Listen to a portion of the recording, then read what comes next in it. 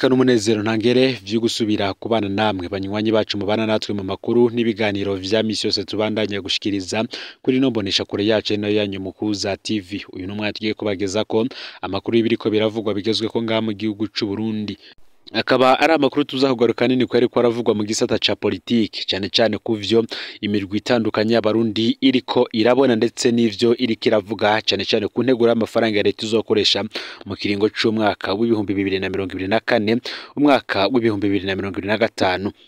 Benshi kandi baragaruka n'ubundi ku mafaranga yashizwe ko aje azotunga umuryango mukuru w'igihugu muri ico kiringo. Ni mugihe kandi tutanguriye mu vyabaye muri ndamukiza uyu mwaka w'ibihumbi 2024 hari bamwe mu bashinga amateka batswe ijambo cyane babaza ku bibazo nyine birabana n'amafaranga umuryango w'umukuru w'igihugu yakoresheje. Abo bashinga amateka harimwo Pascal Gikeke, ico gihe akaba yaratswe ijambo n'uwararongoye ibikorwa vy'inama nshinga amateka ari we Sabine Ntakarutimana. Hari kugenekerezo ya 2026 ndamukiza uyu mwaka w'ibihumbi 2024. Intandaro ya vyose abashinga amateka bashatse kumenya igituma amafaranga aragenewe umukuru w'igihugu Varisito Ndayishimiye mu kiringo c'umwaka w'ibihumbi 2022 umwaka w'ibihumbi 2023 yari miliyoni 300,400 vy'amafaranga y'amarundi, bagasanga ayakoze arenga imiliyaridi imwe irenga.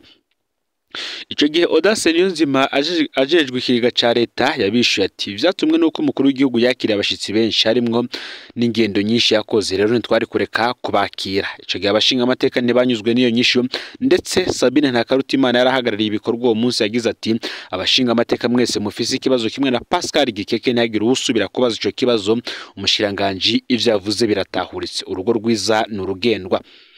Aho Pascal Gikeke yategetswe guheba ico kibazo nawe arumvira arabireka. Muri iyi minsi rero mu bikorwa vy'inama nshinga amateka ico kibazo n'ubundi cagarutse cyane kubirabana n'amafaranga azokoreshwa n'umuryango mukuru w'igihugu nk'uko umushinga amateka Agatorwasa ejo we yabigarutse ko akabaza impamvu ayo mafaranga bayongereje ku rugero runini kandi umukuru w'igihugu we avuga ko wewe atangorana afise mu bijanye no gufungura. Kenshi akavuga ko afise n'ibigega bibogaboga. Vyose turaza kubigaruka ko muri ano makuru. Ni mugihe kandi umukuru w'inama nshinga amateka Daniel Geras Ndabirabe nawe muri iyi minsi ariko arakarira cyane abashinga amateka bavuga ko abarundi bakenye. Ku munsi w'ejo nanone ubwo hariko higwa ibijanye n'integuro y'amafaranga leta izokoresha, umushinga amateka Aline Inamuco yarashikirije amakenga afise ku bijanye n'amafaranga yama ategekanwa mu kugura ibikoresho byo mu mabiro buri mwaka. Aline Inamuco yatangajwe n'ukuntu buri mwaka bagoma bavuga ko hagugwa amamashini mu mabiro mu gihe umunyagihugu muto atamikora afise kuko ubukene bwabaye ndanse mu banyagihugu. Umushinga amateka Inamuco ageza kuvuga, umukuru w'inama nshinga amateka Geras Ndabirabe yaciye amukarira cyane aramutera ubwoba ko kizera kuvuga ko umunyagihugu muto akenye mu gihugu c'u Burundi. Ndabirabe ati muzohore murondera izindi mvugo mukoresha, kubera iki muguma muvuga ngo abarundi barakenye? Ivyo muvuga mwumva ari vyo, bafise amafaranga menshi. Murondere iyindi mvugo muzohora mukoresha, nimugume muterera ngo amikoro nimugume muterera ngo amikoro make. Abarundi barafungura, mbega umurundi akenye abameze gute? Uwo muvuga ko akenye ninde? Iyi ni imvugo yatangaje abashinga amateka cyane kumva ko umukuru w'inama nshinga amateka yubako kuvuga ko abarundi badakenye mu gihugu cyose cyuzuyemwo ubukene, kigeretse ko kandi n'ivyankenerwa vyose bikaba bitaboneka mu gihugu c'u Burundi, aho n'abashinga amateka ngo basige bagenda n'amaguru kubera ingorane z'ibitoro bimaze imyaka irenga 2 bitaboneka mu gihugu c'u Burundi. Nandi menshi twabateguriye, ntuze kuja kure, ufyonde subscribe canke sabone niba utari wafyenda ko kugira ngo tujikanwa nayo dushikiriza, usangize kandi no makuru bagenza aho bari hose kugira ngo nabo baje bashikirwa nabiriko biravugwa bigezwe ko ngaha mu gihugu c'u Burundi, hanze y'imbizi y'igihugu c'u Burundi ndetse no makungu ya kure. Ndaguhaye kaze muri ano makuru. Uti kubera iki amafaranga yo gufungurira umukuru w'igihugu abandanya kongerezwa kandi yemeza ko ibigega vyiwe vyuzuye? Iki ni kibazo cabajwe n'umushinga amateka Agatorwasa nk'uko twabigarutse ko yagize ati hari ikintu nabonye kirantangaza gatoyi kubijanye n'ibiro vy'umukuru w'igihugu. Mu kwezi kw'icumi mwaradusavye ko twongereza amafaranga yo kubeshaho umukuru w'igihugu, mwasaba ko twongera ko imiliyoni 50 kandi twarabikoze. uyu munsi mutuzaniye integuro ituma amafaranga yo kubeshaho umukuru w'igihugu ivuye ku miliyoni 354 ikahurukira ku miliyoni 720. Aha rero nkibaza none ko twumvise nyine ico baravuga ko we atangorana afise ko afise ibigega vyuzuye bibogaboga ayo mafaranga mu mwongeye gutyo ko ari menshi cyane, kandi tubona amikoro y'abarundi ko ameze na cyane ko tutabona ayo mikoro nayo yisununura.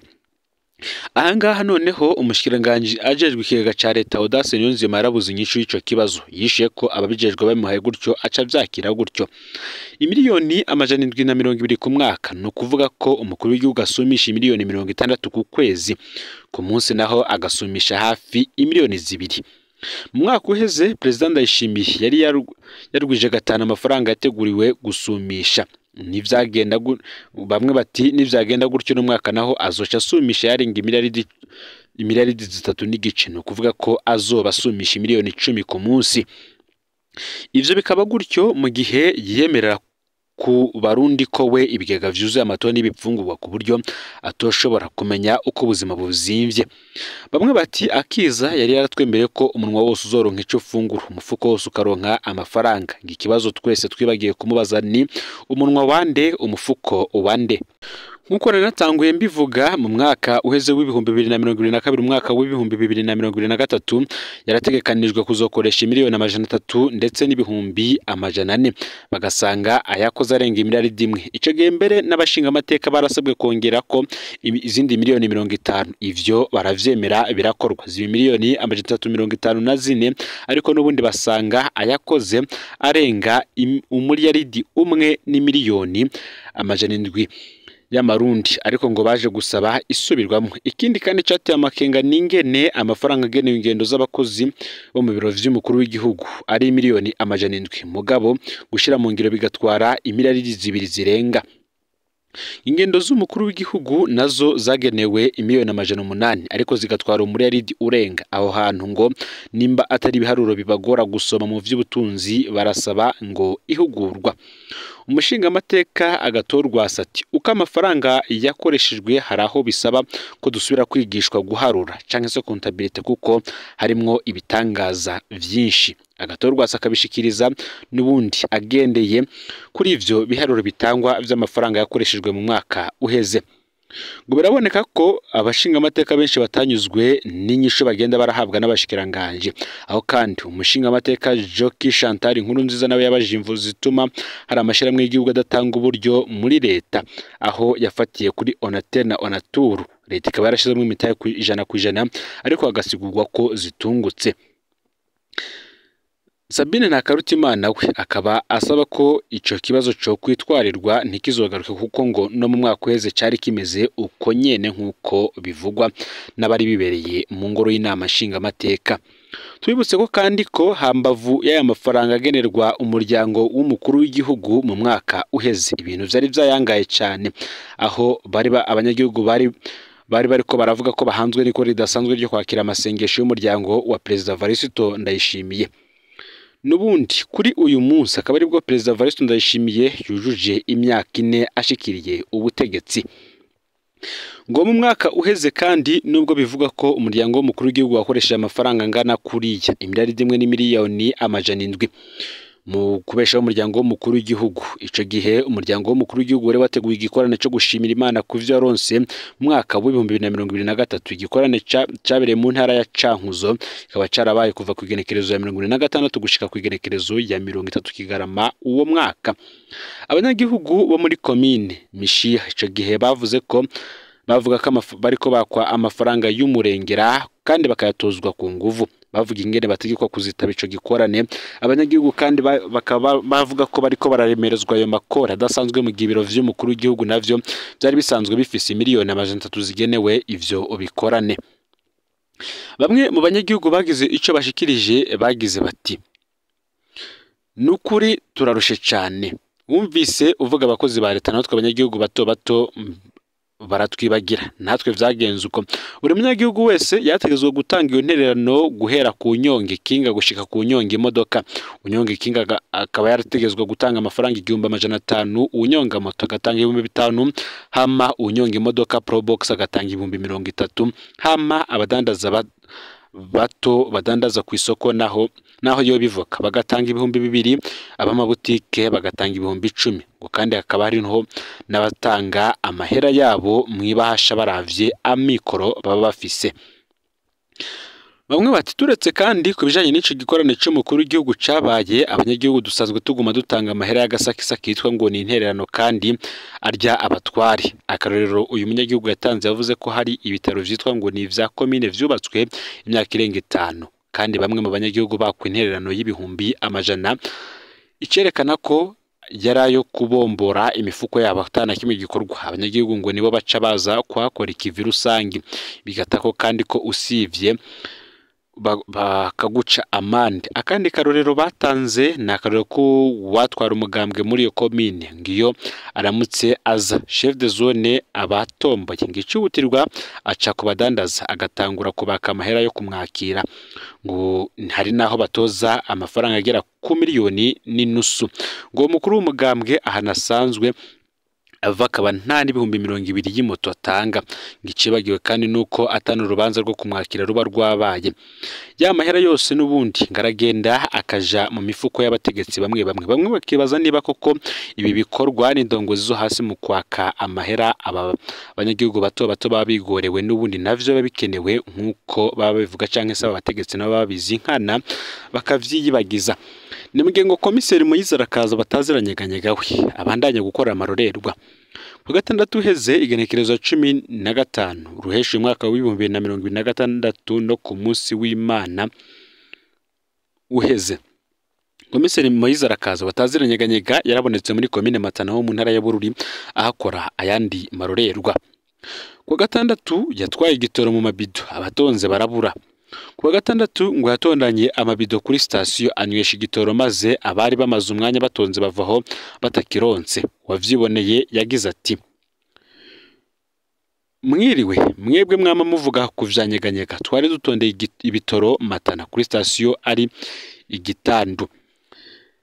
Ubu nyene tugiye tubona nyeganyega azanye voiture Toyota Probox 2 zuzuye amabido. Aho rero hari imodoka zari zarayeho zitonze imirongo ngo zatashuko, bamwe zanakamye turaye ruguru aho twari twazindutse kukirondera tuvuye Bujumbura, none umuntu umwe arakimaze turorera kandi jitwa ko kizira kugitwara mu mabido.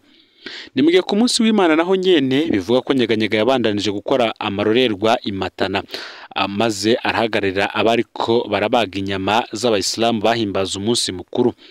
Uti ejo nyeganyega yiriwe Matana gutanga inyama z'abamizirima, yaragomvye rero kurasa kugira ashwiragiza abantu bari baje gusaba inyama. Imana rakinze umupolisi amugendanira aramwima pistole. Nkuko mubizi ku w'Imana yari umunsi mukuru w'intama, rero abamizirima barabaga inka nyinshi kugira bagire umunsi mukuru.